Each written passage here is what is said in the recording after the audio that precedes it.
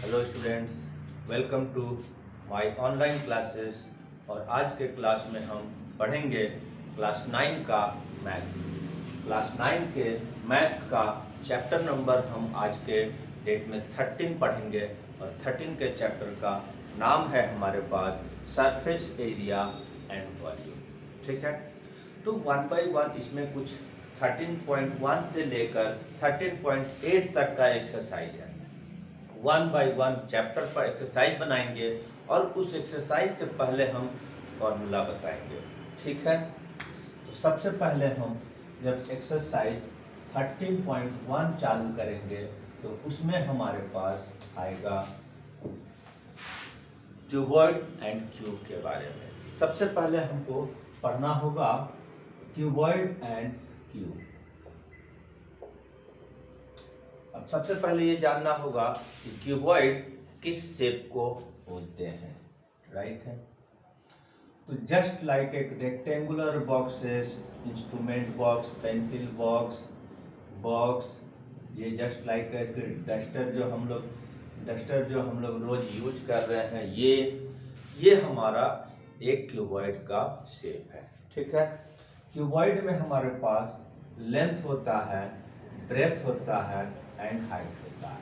ठीक है, L for length, B for breadth, H for height. Right, तो cuboid में लेंथ, ब्रेथ, हाइट, और इसमें हमको दो तीन चीजें निकालने के लिए बोला जाएगा। Total surface area, lateral surface area, volume, और कभी कभी डायगोनल भी निकालने के लिए बोला जाता है। तो सबसे फर्स्ट फॉर्मूला अगर हम लिखते हैं इसमें, तो टोटल सरफेस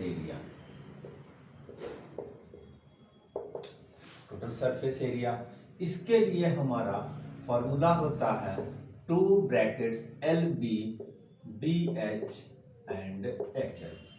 राइट है, फिर इसके बाद आ जाता है सेकंड नंबर, इसमें लेटरल सरफेस एरिया।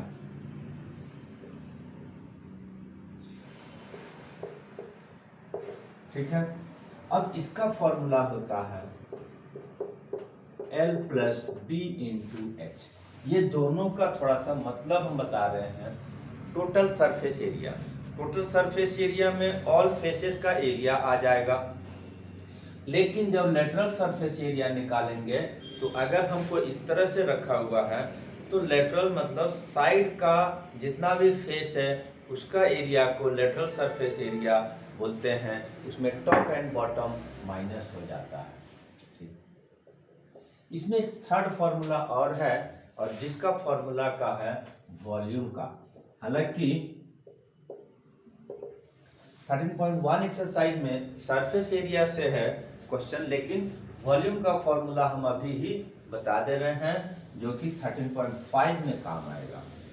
तो इसके लिए फॉर्मूला होता है L into B into H। ठीक है, फोर्थ फॉर्मूला जैसा कि बोला गया है, इसका डायगोनल मतलब कि लॉन्गेस्ट, यहाँ इस कॉर्नर से उस कॉर्नर तक का जो डिस्टेंस होता है उसको बोलते हैं डायगोनल। ठीक है, डायगोनल का फॉर्मूला हो जाएगा L square B square and H square. ठीक है, अब हम आ जाते हैं सेकंड नंबर शेप में। सेकंड शेप क्या पढ़ना हम लोग को, इसमें क्यूब के बारे में पढ़ना है। ठीक है, क्यूब।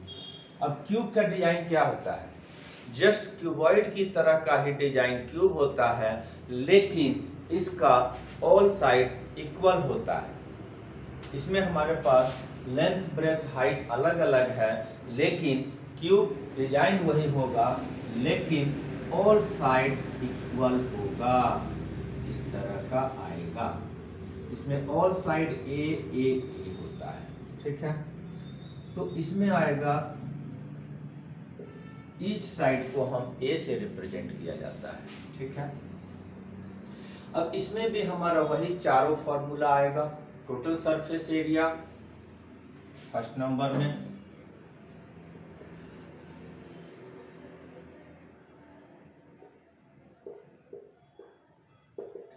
टोटल सरफेस एरिया का फॉर्मूला हो गया 6a²। Second number lateral surface area,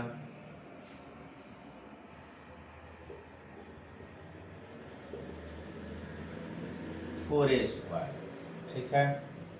third number volume, इसका फॉर्मूला होता है AQ, ठीक है। फोर्थ नंबर जो इसमें भी डायगोनल का है, √3a, ठीक है।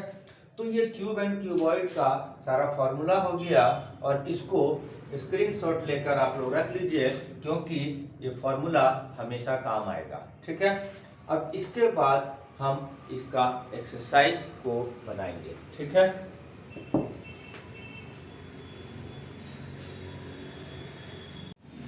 इसके बाद हम अब इसका एक्सरसाइज को अगर हम स्टार्ट करते हैं, तो एक्सरसाइज में हमारे पास 13.1 जो है वो सबसे फर्स्ट में आएगा, ठीक है।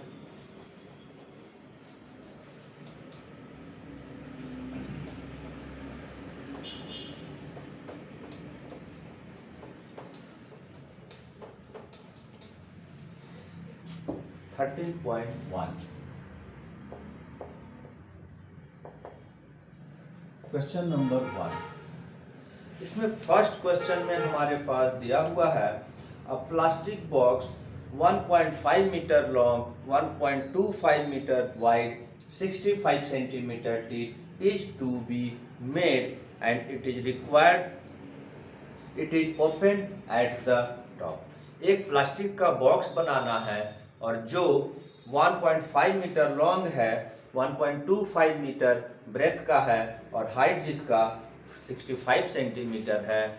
इसको बनाने में जो प्लास्टिक लगेगा, सीट लगेगा, उसका एरिया निकालने के लिए बोला जा रहा है। और एक कंडीशन और दिया हुआ है कि इसका टॉप जो है वो खुला हुआ है।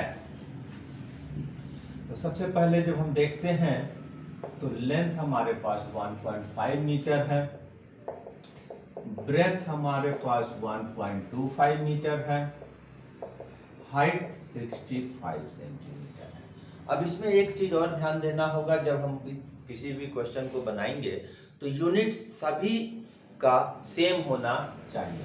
ये मीटर में है, ये मीटर में है, ये मीटर में नहीं है, तो हम इसको भी मीटर में ले आएंगे और मीटर में लाने के लिए 100 से डिवाइड होगा, ठीक है। अब तीनों यूनिट जो है हमारा सेम यूनिट में हो गया है। अब इसके बाद हम क्या निकालेंगे, सरफेस एरिया। जैसा अगर डायग्राम अगर हम दें तो इस तरह का प्लास्टिक बॉक्स बनाना है, ठीक है, जिसका टॉप सरफेस खाली है, मतलब ऊपर में खुला हुआ है। तो साइड साइड का एरिया में प्लास्टिक लगेगा और नीचे का एरिया में प्लास्टिक लगेगा। तो हम साइड एरिया को क्या बोलते हैं, लेटरल सरफेस एरिया। तो इसीलिए इसका हमको सबसे पहले लेटरल सरफेस एरिया निकालना होगा, ठीक है। फॉर्मूला क्या होता है, 2 × L + B × H, यही होता है फॉर्मूला। वैल्यू पुट करेंगे, L की जगह क्या है 1.5, B हमारे पास 1.25, H हमारे पास 0.65, ठीक। ब्रैकेट्स वाले को प्लस कर देंगे, सबसे पहले आएगा हमारा 2.75, 0.65। 2.75 को 2 से मल्टीप्लाई करेंगे 5.5 आएगा, और 5.5 को फिर से हम मल्टीप्लाई करेंगे 0.65 से, 3.575 आएगा मीटर स्क्वायर, ठीक है।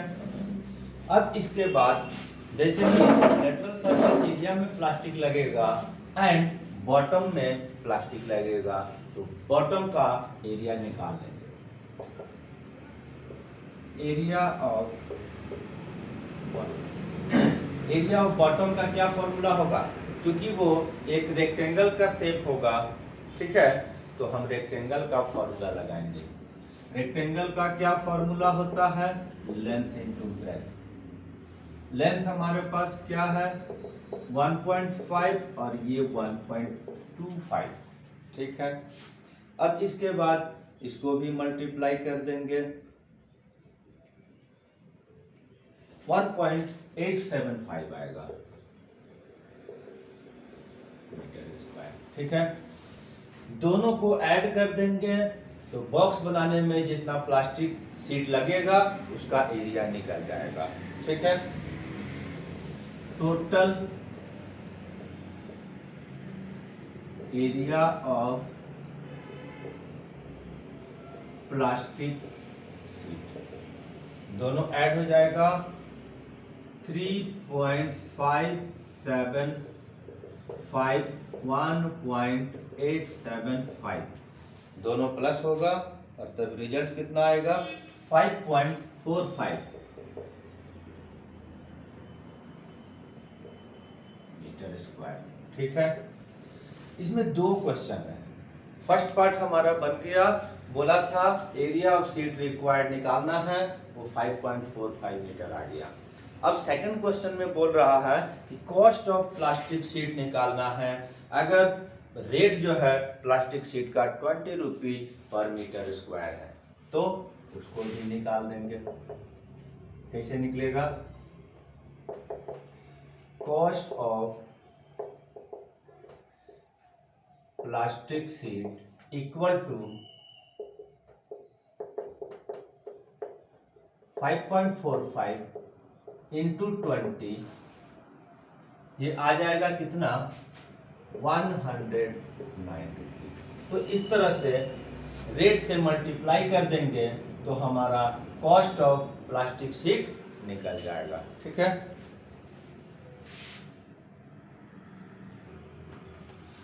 इसके बाद हम क्वेश्चन नंबर 2 बनाएंगे। क्वेश्चन नंबर 2 में हमारे पास दिया हुआ है length breadth and height of the room is 5 metre 4 metre and 3 metre given है। ठीक,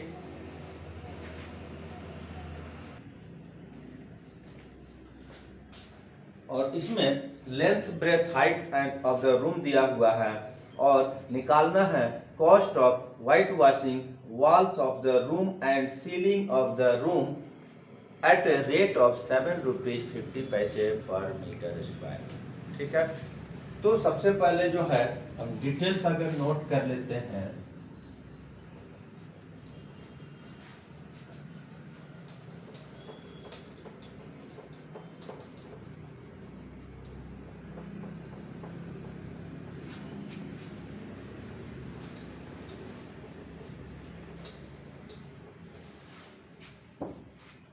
क्वेश्चन नंबर 2 में एक रूम है जिसका लेंथ हमारे पास 5 मीटर दिया हुआ है, ब्रेथ 4 मीटर दिया हुआ है, हाइट 3 मीटर दिया हुआ है। इसका ऑल 4 वॉल को पेंट करना है, व्हाइट वॉशिंग करना है एंड टॉप जो सीलिंग है उसको व्हाइट वॉशिंग करना है। तो इसका जो कॉस्टिंग आएगा हमारा वो कितना होगा, जबकि rate of the white washing भी दिया हुआ है 7 रुपीज 50 पैसे। तो हमको 4 वॉल और टॉप सीलिंग का एरिया को निकालना होगा। तो फिर यहां पर अगर हम देखते हैं तो एरिया ऑफ 4 वॉल क्या होगा? एरिया ऑफ 4 वॉल क्या होगा? यानी कि लेटरल सरफेस एरिया। क्यूबॉइड के लिए lateral surface area he area of 4 wall होगा। ठीक है, साइड का एरिया और साइड में चारों दीवार होता है, इसलिए लेटरल सरफेस एरिया का फॉर्मूला यूज करेंगे। 5 है लेंथ, 4 है ब्रेथ, हाइट है 3। ठीक है, 5 + 4 9 एंड 3 मल्टीप्लाई करेंगे। 9 3 जा 27, 2 जा 54 मीटर स्क्वायर। ठीक है, अब इसके बाद एरिया ऑफ सीलिंग निकालेंगे। ठीक है। एरिया ऑफ सीलिंग क्या होगा, अगर हम लोग छत को देखते हैं तो वो भी एक रेक्टेंगल का शेप है, तो इसलिए हम एरिया ऑफ सीलिंग के लिए रेक्टेंगल का फॉर्मूला लगाएंगे, लेंथ इंटू ब्रेथ। लेंथ कितना है 5, ब्रेथ कितना है 4, 5 इंटू 4 20 मीटर स्क्वायर। ठीक है। अब इसके बाद जितना एरिया को व्हाइट वॉश करना है उसको हम दोनों को प्लस कर देंगे। Total area 54 plus 20 74 metre square. अब हमको रेट मालूम है और रेट से इसको मल्टीप्लाई करेंगे, कॉस्ट ऑफ व्हाइट वॉशिंग निकल जाएगा।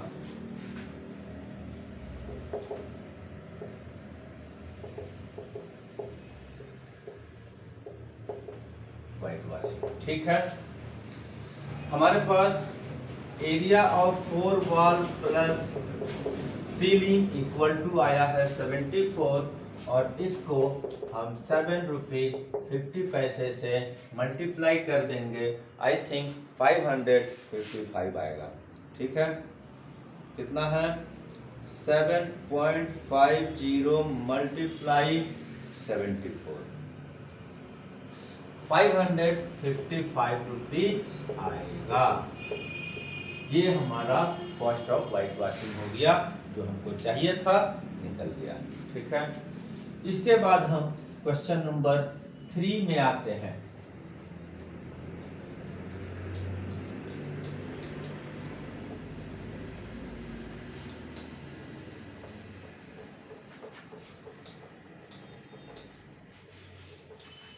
क्वेश्चन नंबर 3 में हमारे पास क्या गिवन है, क्या पूछ रहा है।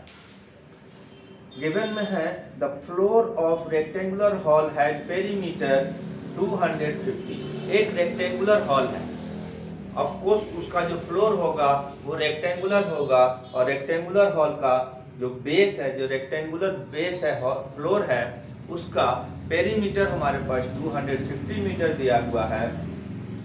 कॉस्ट ऑफ पेंटिंग वॉल, चारों दीवार का पेंटिंग का जो कॉस्ट है वो 10 रुपीज का रेट के आधार पर 15,000 रुपीज लगा है पेंट कराने में। ठीक है, इतना ही चीज दिया हुआ है और हाइट ऑफ द वॉल हमको निकालना है। तो सबसे पहले जो हमारे पास गिवन में है perimeter of floor equal to 250 metre दिया हुआ है। ठीक है, रेट दिया हुआ है पेंट करने का, कॉस्ट दिया हुआ है, टोटल कॉस्ट दिया हुआ है 15,000। अब यहाँ पर जब हम lateral surface area that means area for wall निकालना होगा, तो एक चीज यहाँ पर नया चीज सीखना होगा कि total cost divided by rate अगर करते हैं तो हमको लेटरल सरफेस एरिया यानी कि एरिया फॉर वॉल निकलेगा। ठीक है, तो सबसे पहले हमको इसमें एरिया ऑफ 4 वॉल निकालना होगा। ठीक है, तभी हम एरिया ऑफ 4 वॉल का जब फॉर्मूला यूज करेंगे तब वहां से हाइट निकलेगा।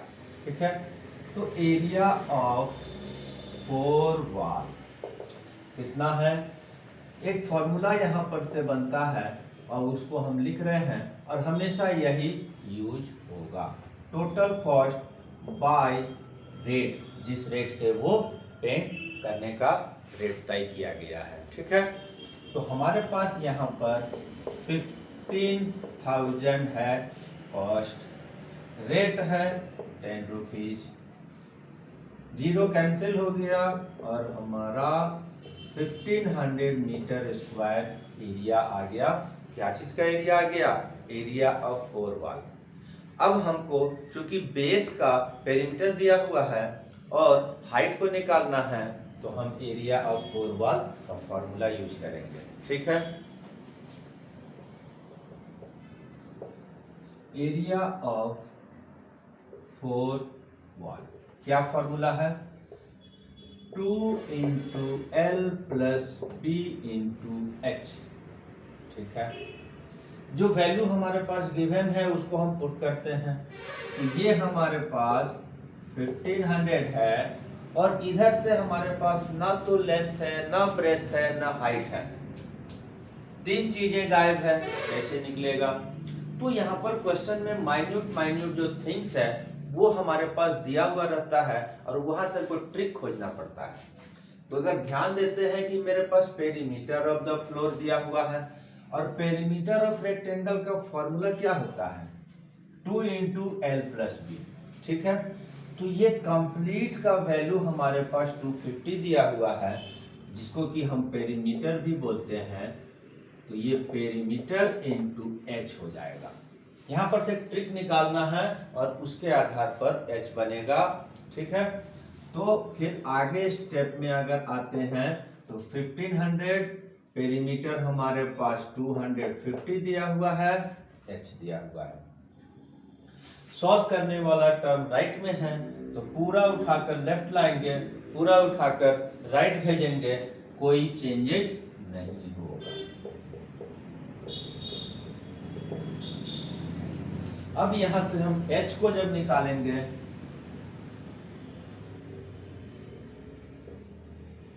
बाई 250, ठीक है। ये कैंसिल करके 6, तो इस तरह से हमारा 6 metre height of the wall आ गया, ठीक है। अब इसमें एक ट्रिक लगाकर बनाना पड़ा, ठीक है। अब इसके बाद यहाँ तक हमारा क्वेश्चन नंबर 3 कंप्लीट हो गया। अब हम इसके बाद नेक्स्ट क्वेश्चन को बनाएंगे, ठीक है।